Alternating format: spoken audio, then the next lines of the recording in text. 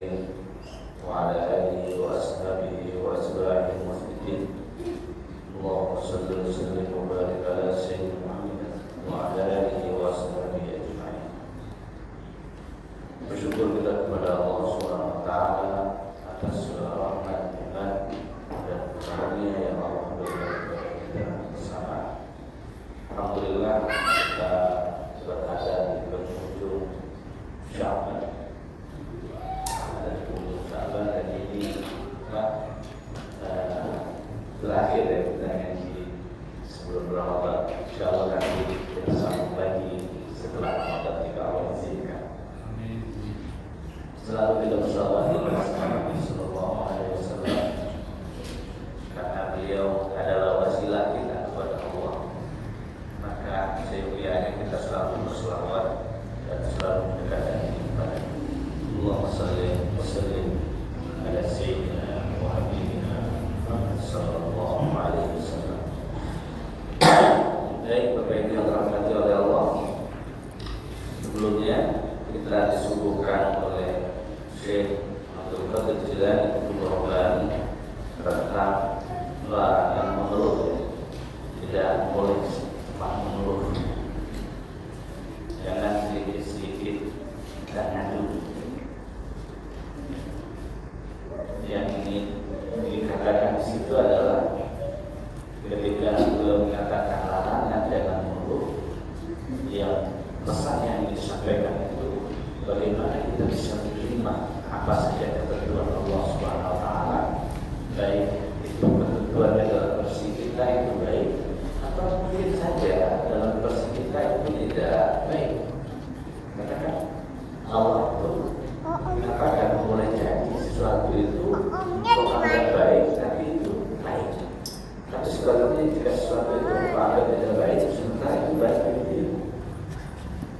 Kita tidak tahu, yang tahu itu hanya Allah Subhanahu wa taala. Maka sejatinya kita mesti menerima. Dalam bahasa orang Jawa itu menerima saja apa yang ketentuan Allah Subhanahu wa taala. Makanya kita dilatih bagaimana kita bisa menerima apa adanya. Makanya kita selalu berdoa Allahumma ta'ala ya Allah beri kami. Lalu raditu fi maqdir aku berdoa.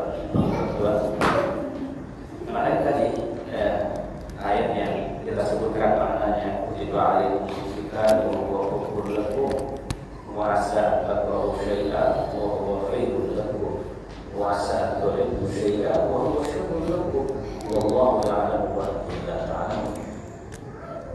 Mungkin secara nasihat kita memahami apa yang terjadi pada kita hari ini, apa namanya, mungkin tidak cocok, mungkin apa maknanya. Tapi coba kita bisa menerima keadaan. Coba keadaan. Jika kita semua pasrah kepada Allah, Allah pastikan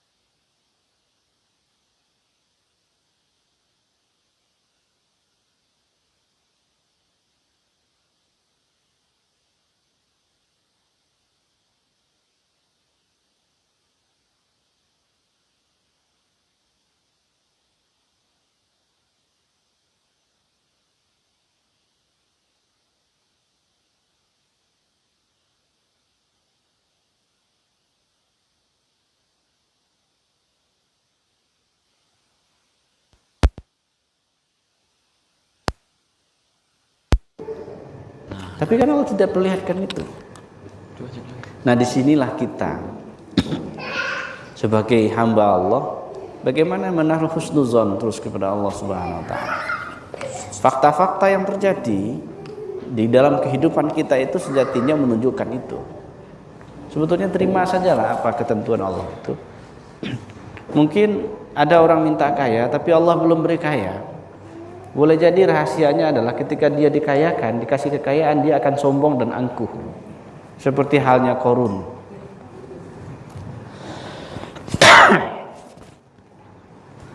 Maka semuanya ada manfaatnya. Karena Allah yang tahu, karena kita adalah ciptaannya. Nah, bagaimana kita bisa menerima atas ciptaan Allah itu? Itu pembahasan kita yang lalu. Ternyata semua kata kuncinya itu berada pada menundukkan ego dan mengendalikan nafsiyah. Itu kata kuncinya di situ. Sekarang kita masuk kepada maqalah yang ke-19 terkait dengan perintah menepati janji dan larangan menyalahinya, atau fil amri bil wafa'il wa'di wan nahyi 'anil khalfihi. Sebelumnya mari kita baca suratul Fatihah kepada Sayyidina Nabi sallallahu alaihi wasallam wa Sayyidina al-Mahdi khalifatihi wa ila ikhwani minal anbiya wal mursalin wal awliya illa fil alamin, wa nakhussu khususan li Syekh Abdul Qadir Jilani kutubur rabbani wa ila ruhina wa anfusina wa jasadina wa lil walidaina. Al-Fatihah.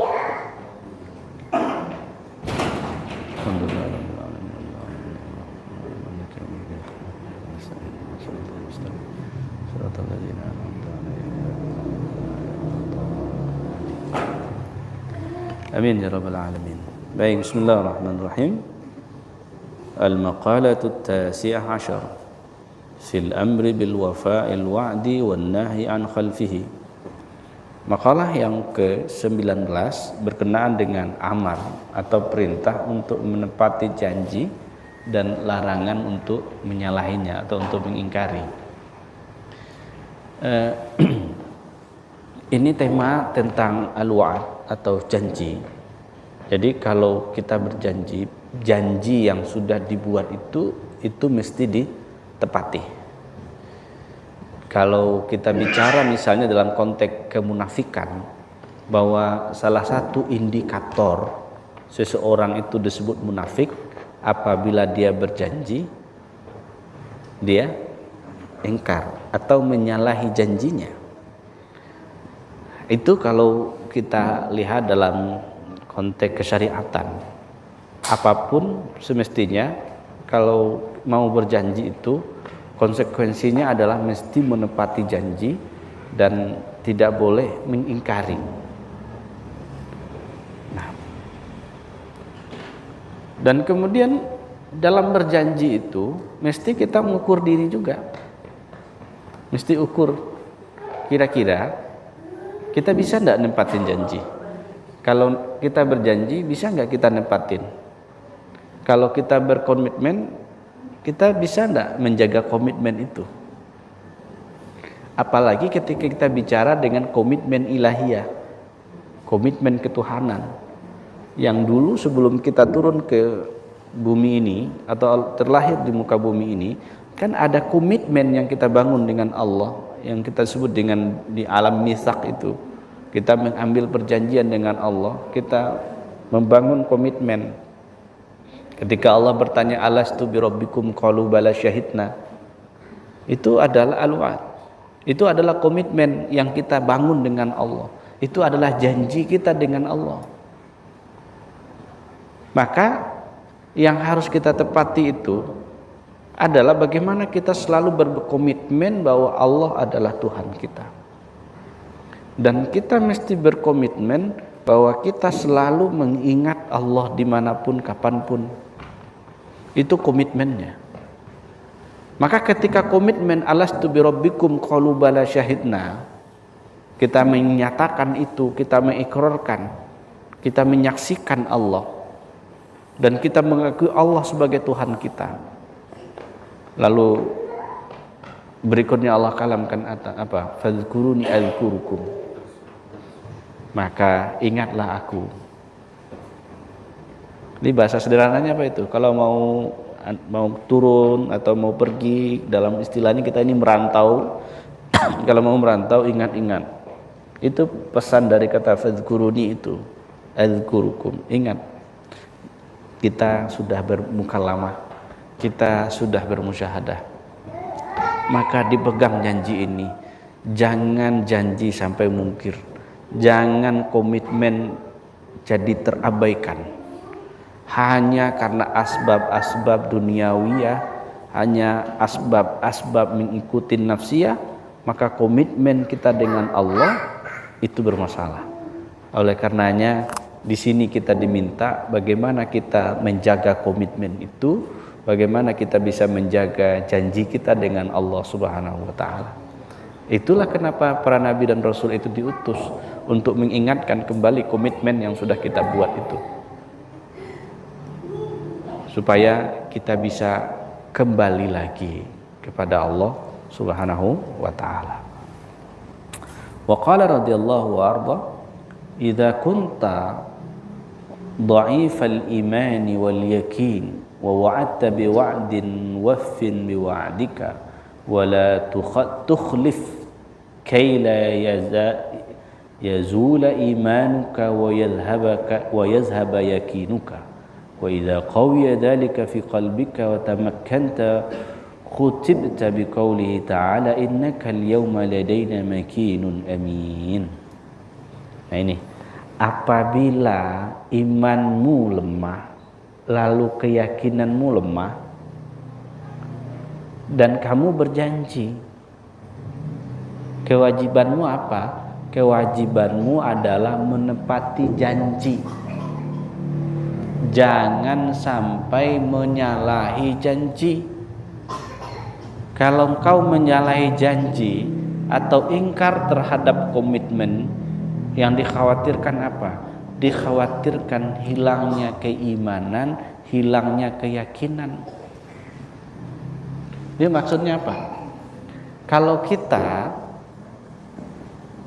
ini kan dikatakan posisi kedhaifan kita, imannya masih lemah, keyakinannya masih goyah. Jadi kalau seperti itu, belum yakin amat gitu ya, jangan berkomitmen gitu. Lalu kalau kita bawa dalam kehidupan sehari-hari, kalau kita misalnya, ini biasanya yang berhubungan dengan ini, contoh yang paling real itu berhutang misalnya. Kalau nggak yakin jangan berhutang, kira-kira begitu. Itu satu. Kemudian kalau nggak yakin amat, nggak kuat keyakinannya, kalau ada janji dengan siapa saja segera tepatin gitu. Segera. Karena nggak ada alasan nanti kalau ditanya mau jawab apa. Maka ternyata menepati janji itu bahagian dari perwujudan lemahnya iman dan keyakinan. Karena dia tidak bisa yakin dia hidup besok. Karena dia juga tidak yakin bahwa dia akan bisa hidup selamanya dan seterusnya. Makanya di sini pesannya itu, komitmen dan janji yang sudah dibuat itu ditepati. Jangan sampai ingkar. Kalau kita bangun komitmen dengan orang, supaya komitmen itu terus berlanjut, janji, tepatin janji. Tapi kita baru kenalan dengan orang, bikin janji, tapi tidak kita tepatin. Ujungnya apa? Ujungnya trust yang sudah terbangun itu hilang. Nah, ini bahasa berikutnya, wala tukhlif kay la yazula imanuka wa yazhaba yakinuka. Jika jangan kamu salahi atau jangan kamu menyalahi janji, jangan kamu ingkar terhadap komitmen. Jika itu terjadi, dikhawatirkan hilangnya keyakinanmu, hilangnya keimananmu. Trust yang sudah dibangun dengan orang misalnya, jika kita tidak tepatin, orang tidak percaya lagi sama kita. Kalau apa kata pepatah itu? Sekali lancang ke ujian, seumur hidup orang tidak percaya. Itu pepatah perlu direvisi. Mau enggak merevisi pepatah itu? Itu pepatah itu bahaya, lebih Tuhan lagi dia daripada Tuhan. Ya kan? Allah aja seberapapun kesalahan yang dilakukan oleh hambanya, Allah buka pintu ampunan. Lah ini kita manusia. Artinya kan kita mesti pemaaf. Cuman masalahnya itu pemikiran kita sudah sudah dimunculkan dengan kalam sekali lancang ke ujian seumur hidup orang tak percaya. Itu sudah tergambar dalam pikiran kita. Kalau ada orang melakukan itu, langsung kepercayaan kita ke orang itu langsung sirna begitu saja. Semestinya tidak begitu. Karena kita bukan Tuhan. Lalu ada lagi anekdot dari yang lain. Benar kita bukan Tuhan katanya, tapi kita tak pelupa katanya. Ingat terus kan. Giliran itu ingat dia. Giliran disuruh nyembah Allah nggak ingat dia. Kan masalah. Nah ini hal yang mesti jadi perhatian. Maka jika kolbu belumlah kuat, menepati janji itu bahagian dari asupan gizi menguatkan kolbu. Itu asupannya.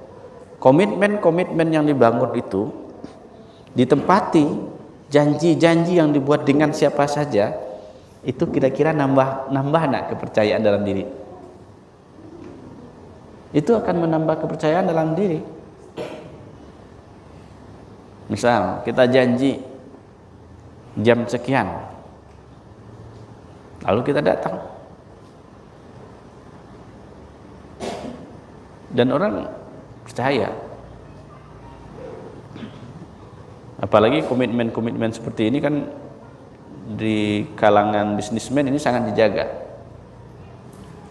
Maka ujungnya apa? Ujungnya di situ kejujuran. Al-wafa itu buahnya adalah kejujuran. Menunjukkan bahwa seseorang itu jujur. Nah, namun apabila imanmu, keyakinanmu telah kuat di dalam kolbu, yakin. Kan orang sering sibuk ya bicarakan al-imanu fil qalbi.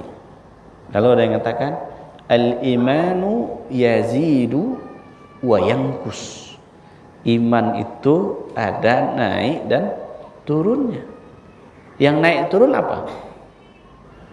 Imannya atau apa yang naik?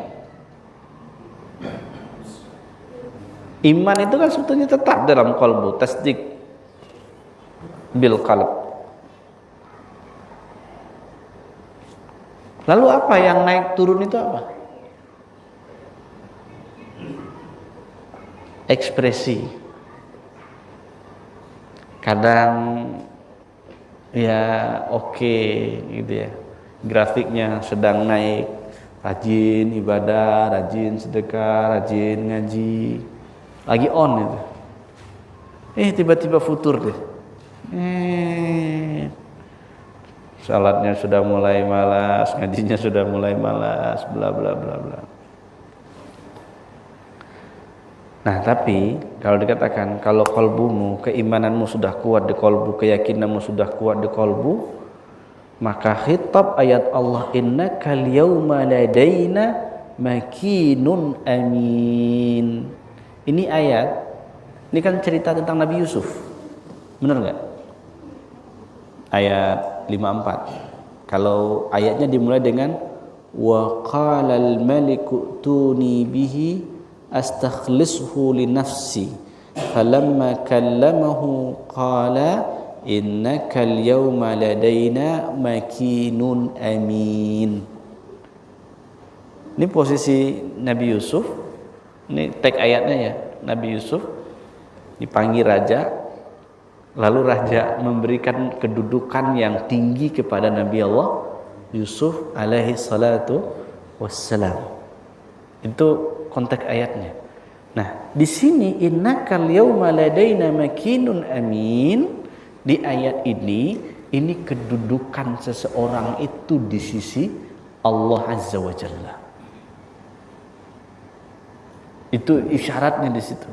Kalau konteksnya berhubungan dengan Nabi Allah Yusuf, ketika raja berkata, "Bawalah Yusuf kepadaku agar aku memilih dia."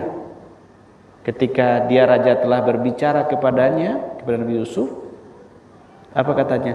Sesungguhnya hari ini engkau menjadi seseorang yang berkedudukan tinggi di lingkungan kami dan kamu lagi dapat dipercaya. Maka orang yang mendapatkan posisi-posisi strategis itu kenapa? Karena di situ ada amin, ada kepercayaan, ada trust di situ. Ada trust, dipercayakan. Makanya kalau kita menelusur ke sirah nabawiyah, Sayyidina Muhammad itu digelar dengan apa? Al-Amin. Al-Amin itu sudah lama. Sebelum risalah diberikan kepada beliau sudah dikenal oleh orang Arab, orang Quraisy itu sebagai Al-Amin. Bahkan praktek Al-Amin itu, ini kadangkala orang-orang Quraisy itu ternyata amnesia rohani juga. Karena memang rohaninya nggak jalan gitu ya. Kan dia tahu dulunya bahwa orang yang paling dapat dipercaya seantero Makkah itu ya Muhammad sallallahu alaihi wasallam. Buktinya ketika terjadi pertengkaran, ketika mau menaruh batu Hajar Aswad, kan tidak ada jalan keluarnya. Sehingga muncul pemikiran besok pagi, maka siapa yang paling dulu masuk kem haram,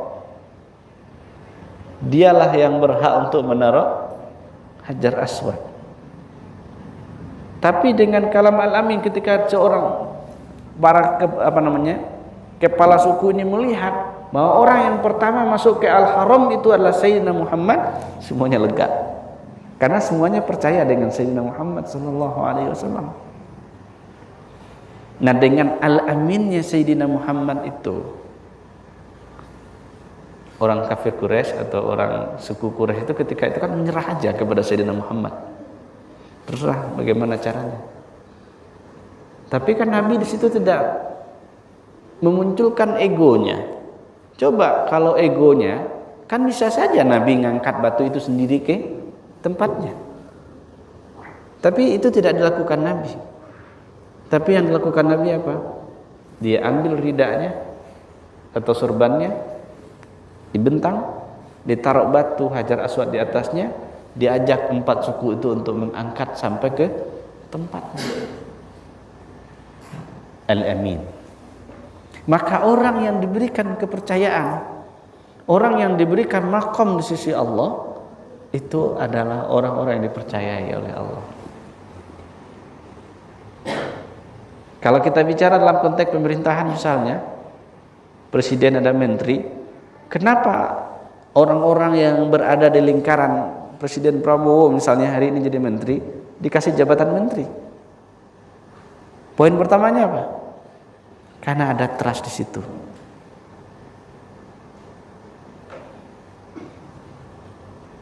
Nah, di sini di ayat ini, innakal yaum ladaina makinun amin. Al-yaum, mulai semenjak hari itu. Kalau kita lihat konteksnya Nabi Yusuf, mulai semenjak Nabi Yusuf dipanggil raja, bertemu di hadapan raja, langsung dikasih posisi yang sangat luar biasa. Yang ujungnya Sayyidina Nabi Yusuf jadi raja. Nah, itu menggambarkan posisi yang diberikan kepada orang yang dipercayai. Maka kita kalau mau menjadi orang kepercayaannya Allah atau mau diberikan posisi di sisi Allah, jadilah orang yang bisa dipercaya dan orang yang bisa berkomitmen dan orang yang bisa memegang janji. Itu dia. Wa takarrara hadzal khitab laka halan ba'da halin fakunta minal khawasi bal min khawasil khawas. Khitab ini akan berulang-ulang kepadamu, halan ba'da halin, setiap hal, setiap saat. Kalau berulang-ulang khitab ayat ini, innakal yauma ladaina makinun amin, khitab itu selalu tertuju kepada kita, berulang-ulang khitab itu, kalam itu kepada kita, fakunta minal khawas, maka kamu termasuk ke dalam kelompok orang khusus. Bahkan tidak sampai di situ, bal min khawasil khawas, bahkan kamu termasuk dalam kelompok orang khawasul khawas, orang spesial itu. Maka kamu termasuk orang spesial, orang spesial di antara orang-orang spesial. Kalau selalu kalam ini, innakal yauma ladaina makinun amin, jika kalam ini terus menerus sampai ke kita,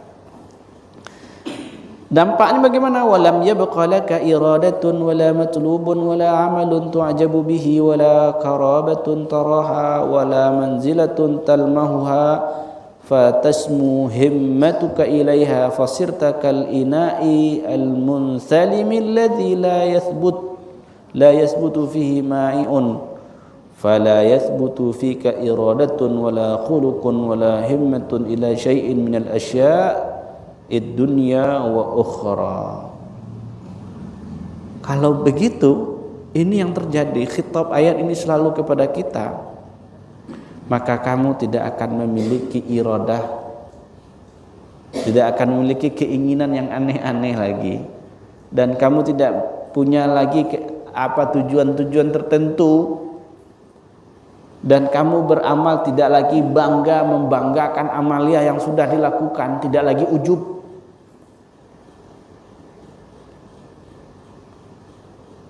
Dan kamu tidak lagi membanggakan atau memperlihatkan kedekatanmu, dan kamu tidak lagi memandang makommu, yang itu mengakibatkan semuanya itu menjadikan kamu memiliki keinginan yang tinggi kepadanya, tetapi Allah jadikan kamu seperti bejana yang bocor, bejana yang ini di bawahnya bolong. Kalau bejana yang bocor, bejana yang bolong, kira-kira air bisa tertampung nggak di dalamnya?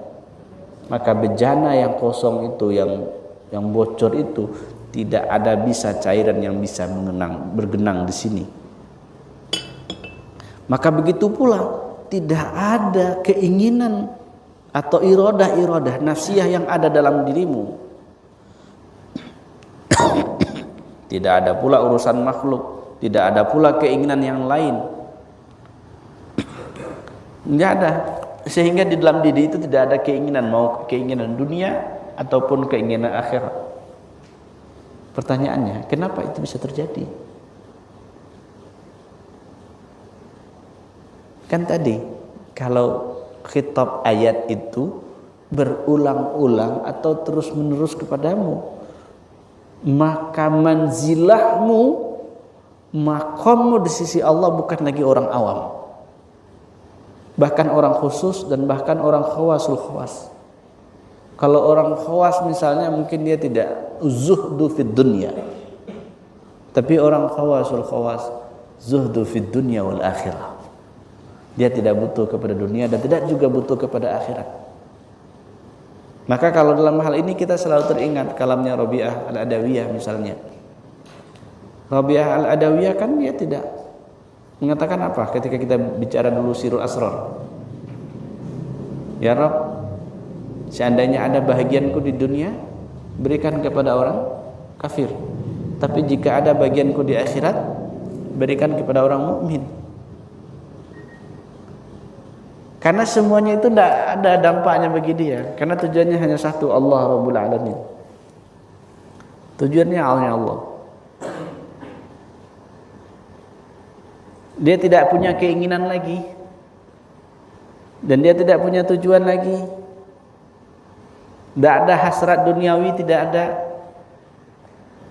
Hasrat ukhrawi juga tidak ada.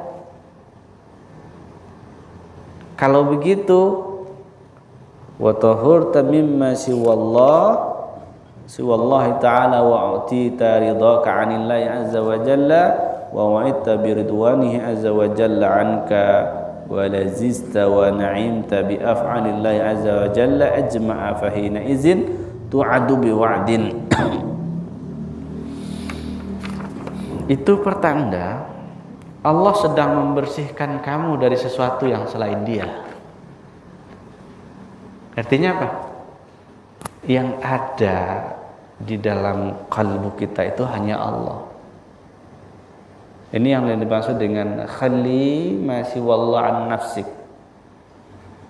Sucikan, bersihkan, kosongkan sesuatu yang selain Allah dari dalam dirimu, dari dalam kalbumu, dari dalam fuadmu, dari dalam lubmu, dari dalam sirmu.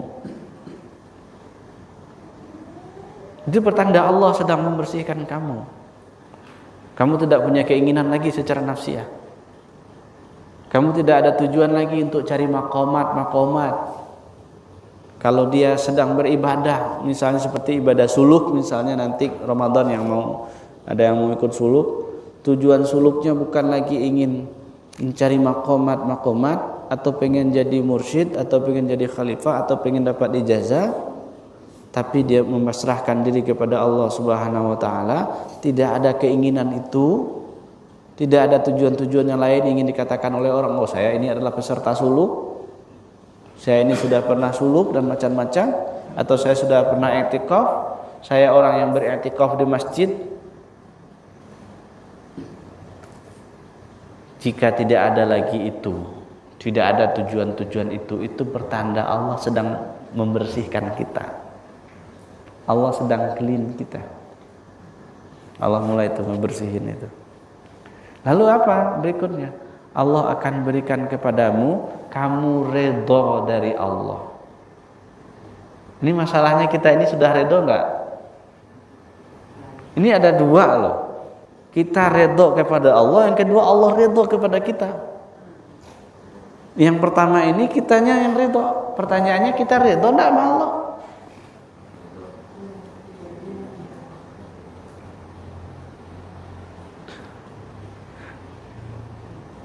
Itu masalahnya itu. Makanya kalam yang dari dulu, dari TK PAUD dulu dibaca raditu billahi robba. Itu kalam apa? Aku redha Allah Tuhanku. Itu implementasi ini. Kalam aku redha Allah sebagai Tuhanku. Itu kan juga anugerah Allah, pemberian Allah. Allah yang memberikan ridhomu kepadanya. Kamu ridho terhadap Allah. Jadi kita mengatakan kalamkan ridho kepada Allah, itu juga Allah yang ngasih. Bukan urusan nafsiyah itu. Allah juga yang ngasih, Allah juga yang menganugerahi bahwa kita mulai, ya Allah, aku ridho kepadamu. Ridho, kita dulu yang ridho kepada Allah. Berikutnya baru apa? Berikutnya baru Allah yang ridho kepadamu. Tuh, berikutnya baru Allah yang ridho. Ini dua hal ini, kita ridho, Allah ridho. Bagaimana ini ini bertemu? Kita ridho, Allah pun ridho. Apa itu suratnya? Ada iman radhiyallahu anhum wa radu'an. Itu artinya apa itu? radhiyallahu anhu wa radu anhu. Allah ridha kepada mereka, mereka pun ridha kepada. Jadi ridha ini dua hal itu. Ridha itu tidak satu. Tapi ridha itu ada feedbacknya. Ada ridha makhluk kepada Rabbnya, ada ridha Rabb kepada Khaliknya. Maka kalam ilahi anta maksudi wa ridhaka matlubi. Ya Rabb, ya Tuhanku, engkau tujuanku, ridhamu yang aku cari. Nah, sebelum kita mencari ridha Allah, maka yang pertama kita lakukan, kita mesti ridha dulu dengan Allah itu. Kitanya yang ridha dulu. Sebetulnya kitanya yang ridha itu sudah anugerah Allah itu. Ketika kita sudah mulai ridha, itu warid yang Allah berikan. Ujungnya apa? Allah juga pasti ridha.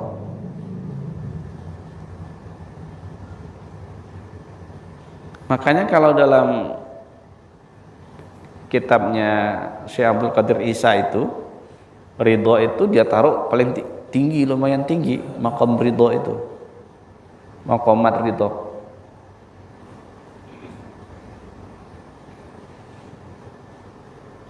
Kira-kira ketika hamba telah ridho kepada Khaliknya, lalu Khaliknya juga telah ridho kepada hambanya. Nah, kira-kira posisinya di mana ini hamba? Hah? Di mana nih posisi hamba? Kalau tadi kita gambarkan ada khawas, lalu ada khawasul khawas. Di mana itu posisinya? Sudah masuk dia di khawasul khawas. Allah mulai ridho. Lalu apa lagi? Allah buat kamu menikmati enaknya perbuatan Allah. Jadi bukti kita ridho kepada Allah, Allah ridho kepada kita, Allah berikan kelezatan, Allah berikan kenikmatan terhadap af'al Allah Subhanahu wa taala. Maka tidak ada bab pertemuan sebelumnya muncul. Apa? Asyakwa, mengadu. Nah, semuanya terima. Oh, dia mulai lihat. Oh, ini adalah af'al Allah. Yang terlihat adalah af'al Allah. Lalu dia menikmatin af'alnya Allah Subhanahu wa ta'ala. Ini masalahnya kita kan belum lihat af'alnya Allah. Dan kita belum merasa semuanya itu adalah af'alnya Allah. Kita kan masih merasa bahwa semuanya, segala sesuatu itu masih af'alnya kita. Tapi ini orang yang mulai dikasih ridha oleh Allah itu, dan Allah ridha kepadanya, diberi kenikmatan, diberi kelezatan untuk menikmatin bagaimana af'al Allah itu berjalan, beredar dalam aktivitasnya sehari-hari.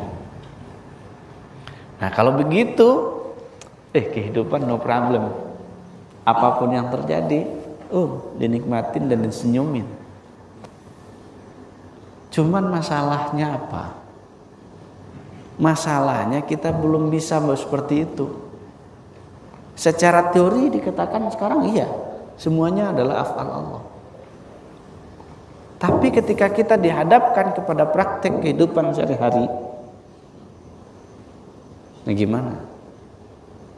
Nah, makanya di sini ada tahapan-tahapan yang mesti kita ikutin. Memang ada riadoh, ada latihan-latihan yang perlu. Disinilah perlunya ada bimbingan guru. Di sini pentingnya bimbingan pada mursyid dan aulia Allah kepada kita. Coba ini sekelas Nabi Musa dengan Nabi Allah Khidir alaihissalatu wassalam dalam surah Al-Kahfi itu. Kan ketika dia bertemu dengan Nabi Musa, bertemu dengan Nabi Allah Khidir, apa yang belum terlihat oleh Nabi Allah Musa? yang belum terlihat itu adalah af'al Allah.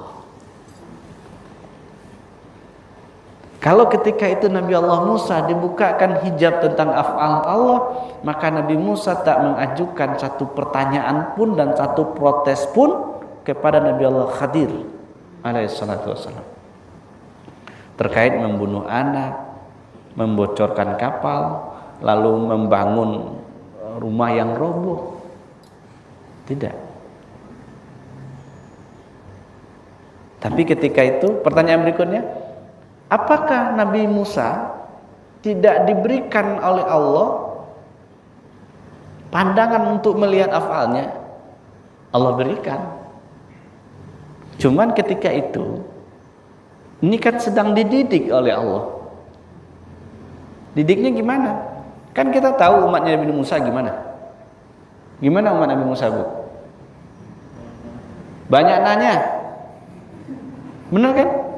Maka terkenal dengan Bani Israel. Nah, kalau banyak-banyak nanya dibilang, ente Bani Israel. Gitu kan? Tapi Nabi Musa itu nabi yang cerdas. Cerdas loh. Semua pertanyaan umat nabi, umat jadi jawab. Sehingga satu ketika dia mengalamkan apa? Nggak ada orang yang paling tinggi ilmunya dari saya. Itu kan? Itu kan sebetulnya ingin menundukkan umatnya yang sok-sok pintar ini. Tapi Allah langsung tegur dia. Allah langsung tegur. Tegurnya gimana? Supaya dia bisa menemukan hamba Allah yang secara maqamat lebih tinggi daripada beliau. Apa yang ingin dikatakan oleh Allah di situ? Yang ingin diajarkan? Yang ingin diajarkan adalah bagaimana Nabi Allah Musa ini menundukkan ego intelektualitasnya. Itu yang ditunjukkan tuh. Menundukkan ego intelektual, ego keilmuan, ego kealiman. Itu yang ingin diperlihatkan gitu. Maka muncullah istilah fauqal alim alim. Di atas orang alim ada yang alim. Lalu ada lagi istilah fauqas sama sama. Di atas langit ada langit. Tapi pesannya yang ingin disampaikan di situ adalah mesti menundukkan ego. Lalu kalau begitu bagaimana? Orang yang belum bisa menikmatin af'al Allah, belum bisa merasakan kelezatan af'alnya Allah, itu pertanda egonya belum itu pertanda ego belum tunduk. Tapi kalau egonya sudah tunduk, dia pasti bisa menikmatin af'al Allah Subhanahu wa ta'ala. Kalau sudah begitu, maka dia akan dijanjikan dengan satu janji. Fa iza tu'ma'nanta ilaihi wa wajadta fihi amarata iradati ma nukilta an dzalikal wa'di ila ma huwa aula minhu wa surifta ila asrafa minhu wa wa'idta anil awwali bil ghina anhu wa futihat laka abwabul ma'arifi wal ulum.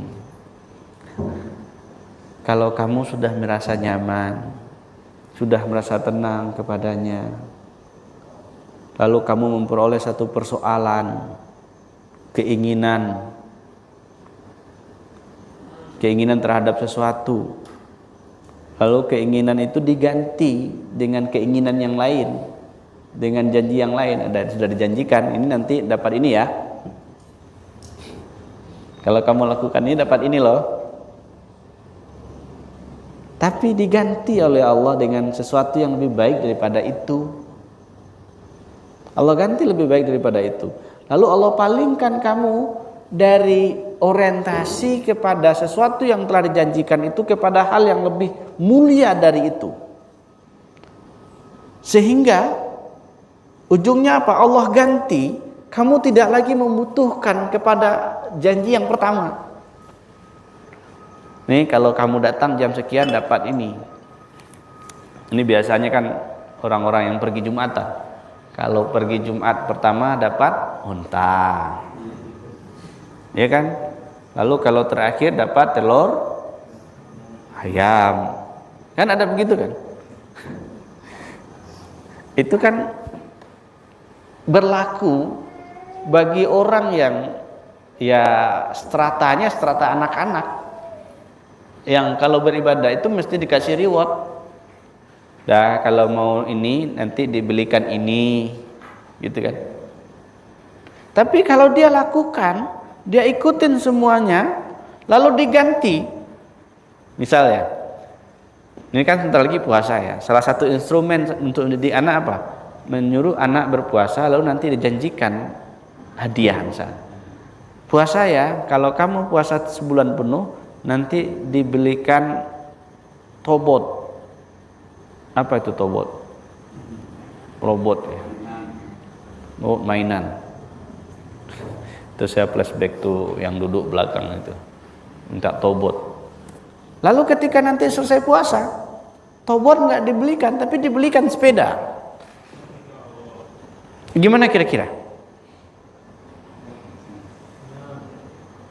Masih butuhkah dia dengan tobot? Nah itu maksudnya, artinya Allah ganti dia lebih daripada itu. Memang janjinya tobot, tapi pas selesai dikasih sepeda. Sehingga apa? Sehingga tidak butuh lagi kita kepada yang pertama. Kan janjinya kemarin itu. Enggak memunculkan itu lagi. Nah apalagi dengan Allah. Jika kamu lakukan ini, lakukan itu, nah masuk surga. Misalnya dijanjikan jannatul ma'wa, tiba-tiba Allah kasih jannatul firdaus. Ada nggak yang mau protes? Rob, kan janjinya jannatul ma'wa, kok dikasih firdaus? Nggak bakalan ada orang mengatakan begitu. Nggak bakalan. Lalu apa kata beliau? Wa futihat laka abwabal ma'arif wal ulum. Kalau begitu, itu pertanda kamu telah dibukakan kepadamu kemakrifatan dan ilmu-ilmu. Allah bukakan itu. Wa utli'ta ala ghawamidil umuri wa haqa'iqil hikmati wal masalihil madfunati fil intiqali minal awwali ila ma yadihi wa yuzadu hina izin fi makanika fi hifdzil hali thumma al maqam wa fi amanatika fi hifdzil asrari wa syarhis suduri wa tanwiril qalbi wa fasahatil lisani wal hikmatil balighati fi ilqa'il mahabbati alaik faju'ilta mahbuba al khalqiyyati ajma'a thaqalain wa ma siwahuma dunyan wa ukhra idza sirta mahbubal haqq azza wa jalla wal khalqu tabi'un lil haqqi jalla wa ala wa mahabbatuhum mundarijatun fi mahabbatihi kama anna bughdahum yandariju fi bughdihi azza wa jalla.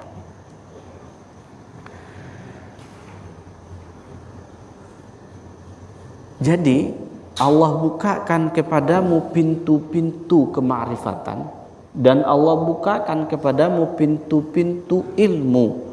Lalu Allah bukakan juga kepadamu kalau bahasa agak keren itu misteri-misteri yang terpendam. Ya, rahasia-rahasia dibukakan kepadamu haqa'iq dan hikmah-hikmah, dan dibukakan juga kepadamu kemaslahatan yang terkubur fil intiqali minal awwali ila ma yalihi, terkait tentang dipindahkannya yang pertama kepada yang sesudahnya. Lalu Allah tambahkan kepadamu ketika itu fi makanatika, pada tempatmu kamu pelihara halmu, kemudian kamu diberikan maqamat oleh Allah Subhanahu wa taala. Lalu apalagi? Ini buahnya itu luar biasa. wa fi amanatika fi hizil asrar. Lalu Allah berikan amanah kepadamu untuk menjaga rahasia-rahasia. Kenapa dikasih rahasia? Karena tadi katanya apa? Makinun amin. Karena dia dipercaya. Maka orang yang bisa dipercayalah yang bisa dikasih asrar. Asrar itu tidak akan diberikan kepada orang yang ember, apalagi baskom, ya, hanya kepada orang yang bisa menjaga asrar-asrar, maka Allah berikan asrarnya, Allah titipkan asrarnya. Tapi kalau tidak bisa menjaga, tidak amanah, tidak amin, bagaimana bisa dititipkan? Makanya ini tadi tuntutan dari awal apa? Jadi orang yang selalu menepatin janji yang isinya adalah amanah, menjaga amanah.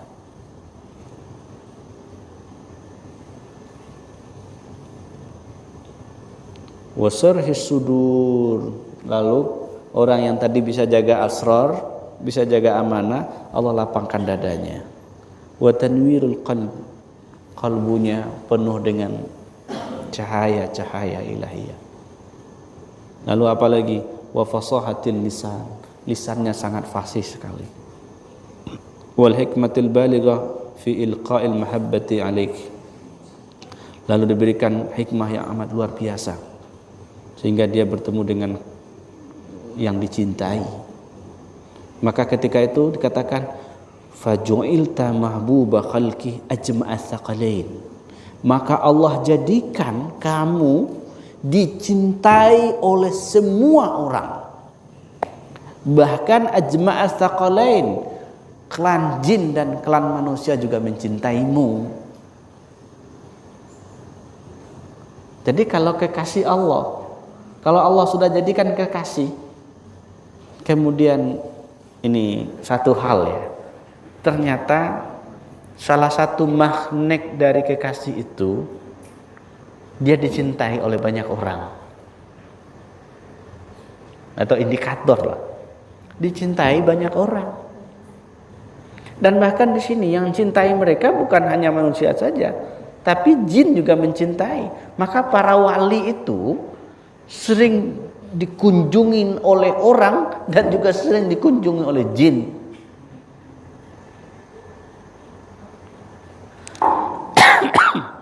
Kenapa? Karena dia bagaikan magnet. Karena di diri seorang aulia Allah itu ada nurullah. Nur itu yang dikejar, nur itu yang didekatin.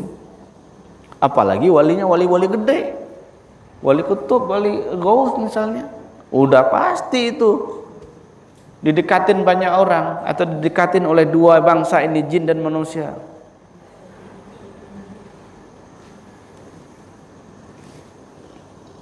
Lalu kalau begitu apa lagi?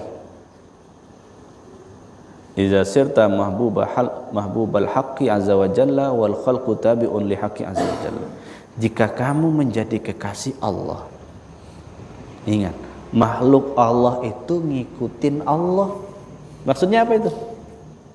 Jika kamu dicintai oleh Allah, maka kamu juga dicintai oleh makhluknya Allah.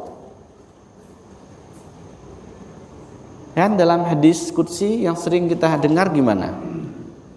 Jika Allah telah mencintai seorang hambanya, dia panggil malaikat Jibril, lalu dikalamkan, wahai Jibril, aku mencintai hambaku ini. Setelah itu malaikat Jibril memberikan informasi kepada penduduk langit bahwa Allah mencintai si fulan, maka semua penduduk langit mencintai si fulan. Artinya apa? Semuanya mencintai. Maka dikatakan wa mahabbatuhum mundarijun fi mahabbatihi, maka cintanya makhluk itu berada di bawah naungan cintanya Allah. marahnya makhluk juga berada di bawah naungan marahnya Allah Azza wa Jalla. Kan semuanya yang di alam semesta ini, yang di alam zahir ini kan semuanya duplikasi saja. Duplikat.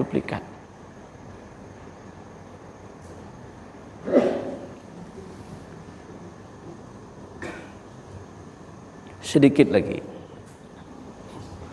فإذا بلغت هذا المقام الذي ليس لك فيه إرادة شيء الباتة جعلت لك إرادة شيء من الأشياء فإذا تحققت إرادتك لذلك شيء أزيل الشيء وأعدم وصرفت عنه فلم تعطه في الدنيا وعودت عنه في الأخرى بما يزيدك قربة وزلفى إلى العلي الأعلى. Apabila kamu telah sampai kepada makom seperti ini, yang tiada lagi bagimu, kamu tidak punya iradat lagi, tidak punya keinginan lagi kepada sesuatu.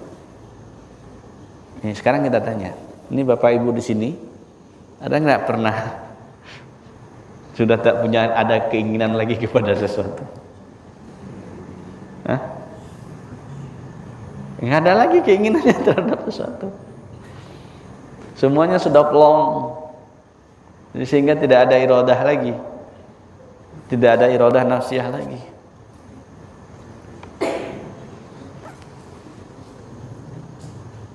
Dan dia tidak punya lagi keinginan. Lalu Allah jadikan ju'ilat laka iradatu syai'in minal asya'. Allah ciptakan lagi, Allah hadirkan lagi kamu punya iradah terhadap sesuatu. Allah munculkan lagi. Lalu bagaimana? Fa iza tahaqqaqat iradatuka lidzalika syai' uzila syai'. Apabila keinginanmu itu telah terwujud tentang sesuatu itu, Allah hilangkan sesuatu itu, lalu Allah jauhkan dia darimu, Allah palingkan darimu, dan Allah tidak berikan. Falam tu'tahu fid dunya. Allah tak berikan itu di dunia. Tetapi nanti Allah ganti di akhirat, dan bahkan gantinya Allah tambah lagi. Allah tambah kedekatan kepada Al-Aliyyil A'la, kepada Allah Azza wa Jalla, Allah yang maha tinggi.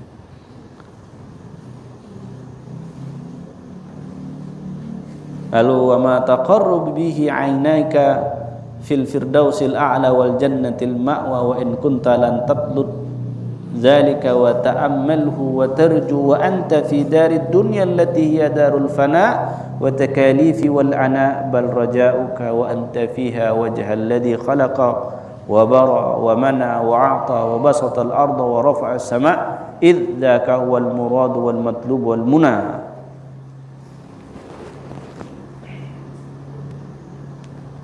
Jadi semuanya sudah diganti oleh Allah di akhirat. Allah berikan kedekatan yang lebih luar biasa, dan bahkan matamu diberikan pandanganmu kepada Firdaus dan diberikan pandanganmu kepada Jannatul Ma'wa. Itu dengan catatan jika kamu tidak punya keinginan lagi. Jika kamu tidak punya keinginan lagi, jika kamu tidak punya angan-angan lagi, jika kamu tidak punya harapan lagi, wa anta fid darid dunya, sementara kamu masih berada di dunia. Pandangannya sudah tertuju kepada Firdausil A'la, mengarah kepada Jannatul Ma'wa. Tapi keinginan duniawinya tidak ada lagi, hasrat duniawinya tidak ada lagi. Ini sedang masih berada di dunia. Yang dunia ini adalah darul fana, kampung yang bakal fana. Di dunia ini semuanya beban, dan di dunia ini semuanya bikin penat dan bikin letih. Akan tetapi roja'uka, harapanmu hanya kepada Allah saja. Tidak ada harapan kepada yang lain. Maka dari sekarang gantungkanlah harapan itu kepada Allah. Jangan berharap kepada makhluk. Kalau berharap kepada makhluk, ujungnya kecewa. Apalagi kepada politikus. Nah, kok jadi melintir ya? Tetapi gantungkanlah harapanmu kepada Allah Azza wa Jalla. Karena kalau kita sudah serahkan semuanya kepada Allah, kan soal ada kebaikan, soal ada yang melarang, soal ada yang beri, kan semuanya Allah. Allah kan? Kan Allah yang membentangkan bumi ini, kan Allah yang meninggikan langit. Lalu yang demikian itu menjadi maksud dan tujuan kamu, harapan kamu, angan-anganmu.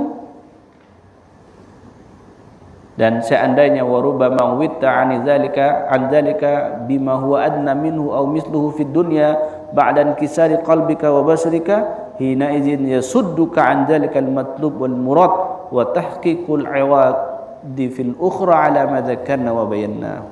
Wallahu subhanahu ta'ala a'lam. Jadi keinginan tadi semua sudah diutarakan itu, lalu Allah berikan kamu ganti di dunia, di kampung yang fana ini, yang paling rendah ini. Dunia ini disebut dengan adna, yang paling rendah ini dan seumpamanya.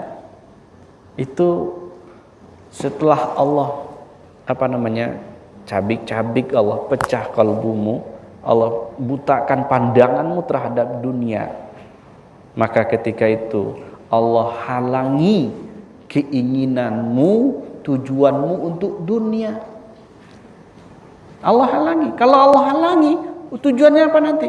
Nanti Allah ganti di akhirat. Kalau tujuan kita masih dunia, itu pertanda kita tidak bisa dipercaya. Maka orang yang bisa dipercaya itu orientasinya akhirat paling tidak. Sehingga dia nanti yakin. Kan yang dituntut di sini apa? Coba bayangkan. Semuanya ibadah-ibadah yang dilakukan, kita selalu apa? Kan kalamnya janji kan? Kalau kamu melakukan sholat, kamu nanti dapat apa? Masuk surga. Kalau kamu bersedekah dapat pahala. Tapi kan ini tidak empiris kan? Kan tidak empiris. Tetapi kita yakin. Karena di situ ada al-imanu wal yakin. Jadi dalam janji itu ada iman dan ada keyakinan. Maka yang kita harap dari Allah itu adalah ya dia gitu. Yang kita harap itu dia, Allah itu sendiri. Tapi di sini digambarkan Allah sudah butakan pandangan terhadap dunia. Allah sudah hilangkan keinginan-keinginan duniawi kita. Disitulah nanti Allah akan berikan anugerah gantinya di akhirat. Maka di sini relevanlah kalam-kalamnya mengatakan ad-dunya sijnul mu'min wal jannatul kafir. Dunia itu penjara bagi orang mukmin dan surga bagi orang-orang kafir. Kan dari kemarin itu kalamnya apa? Dari kemarin itu kalamnya kita selalu dituntut untuk berbeda dengan nafs. Benar? Untuk menyalahi nafs.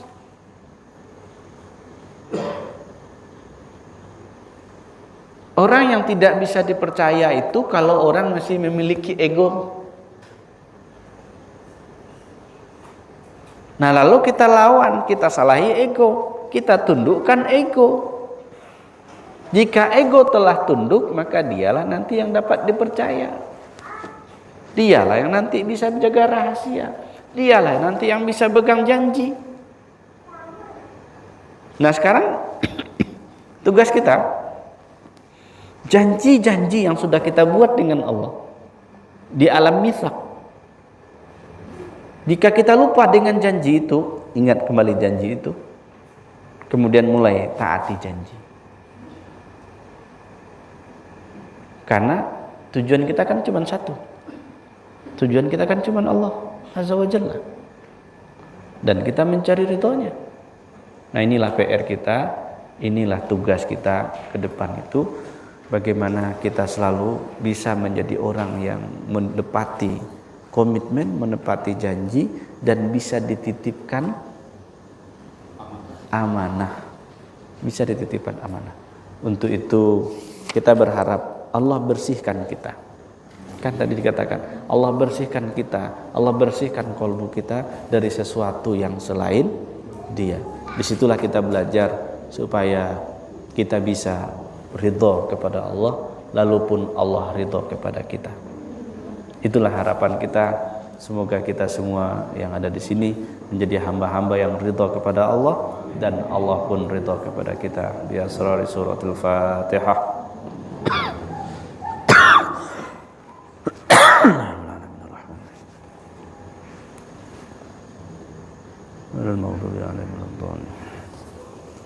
A'udzu billahi minasyaitonir rajim. Bismillahirrahmanirrahim. Allahumma ya Allah ya Hayyu ya Qayyum ya Badi'as samawati wal ardi ya Malikal mulk ya Dzal jalali wal ikram. Shalli ala man ismuhu fil azali sayyidina Ahmad wa fil hudusi sayyidina Muhammad sallallahu alaihi wasallam. Allahumma rضى عنا Allahumma rضى عنا Allahumma rضى عنا radina fima qaddara radina fima qaddara radina fima qaddara. Ya Allah ya Rahman ya Rahim, kami ridha ya Allah Engkau jadi Tuhan kami ya Allah. Ya Allah ridhai juga kami ya Allah ya Rabbal Alamin. Ya Allah kami ridha terhadap ketentuan-Mu ya Allah. Ya Allah bimbing kami ya Allah untuk selalu bisa meridhai apapun ketentuan dan keputusan-Mu ya Allah ya Arhamar Rahimin. Ya Allah bantu kami ya Allah untuk selalu bisa menundukkan ego dan nafsiyah ini ya Allah. Ya Allah ajari kami, tunjuki kami supaya kami bisa sampai ke jalan kekasih-Mu ya Allah, sehingga kami bisa mencintai-Mu dan mencintai kekasih-Mu ya Allah ya Arhamar Rahimin. Rabbana atina min ladunka rahmatan wa hayyi lana min amrina rasyada. Rabbana atina fid dunya hasanah wa fil akhirati hasanah wa qina adzabannar.